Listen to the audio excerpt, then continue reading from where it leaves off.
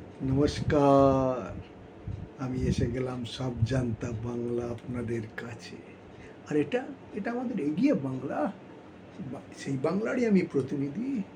এখন তার চারিদিকে আমাদের গোয়াজুলাইট চলছে, যার যা ইচ্ছে তাই করছে। আপনারাও করুন, যাকে চোর সন্দেহ করছে পিটিয়ে মেরে ফেলছে। খিদিরপুরে সেদিন দেখলাম, এটা হয়েছিল পিটিয়ে মারাটা তো এখন নানান জায়গা হচ্ছে, গোটা বাংলা জুড়ে হচ্ছে। আর খিদিরপুরে দেখলাম রাস্তা দিয়ে হাঁটছে, ফুটপাথ থেকে ধাক্কা লেগে গেছে, সেই নিয়ে মারপিট। যে হাঁটতে তো পতাকাটা ধাক্কা লাগতেই পারে, সেটা নিয়েও আমরা মারপিট। এতটাই অধৈর্য, এতটাই অসহিষ্ণু, সবসময় রেগে আছি, যা ইচ্ছে তাই, যা ইচ্ছে তাই করবো। আর এক অদ্ভুত হয়েছে, চোপড়ার ঘটনা নিশ্চয়ই জানেন।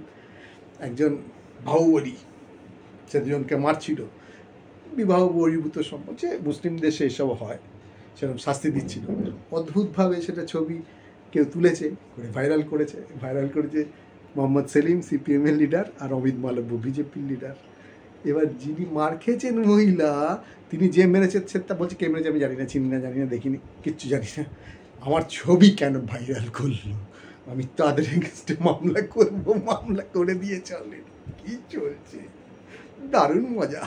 আর এ পাশে আমাদের মহামান্য কলকাতার মেয়র, সে তো আবার বলে দিয়েছে ও স্বর্গের দ্বাররক্ষী, কে স্বর্গে যাবে কে যাবে না উনিই ঠিক করবেন। পশ্চিমবঙ্গে 30% মানুষ স্বর্গে যাবে, 70% যাবে না।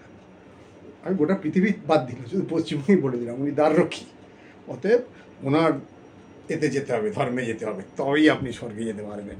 একদম বলে দিয়েছে, বলেছে নিমন্ত্রণ করে আনো, এনে আমাদের ধর্মে আনো।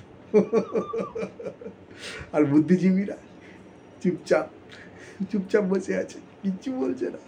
তোদের কি যায় আছে, তারা তো জানে এইসবই চলবে, আমরা কামিয়ে নিলেই হতো, ব্যাস। খুব মজা, একদম যার যা ইচ্ছে তাই করে যাচ্ছে বাংলা জুড়ে। আমরা আমরা কি করছি, আমরা টিভি দেখছি, বুঁদ হয়ে থাকছি, আর কোনো কাজ নেই আমাদের।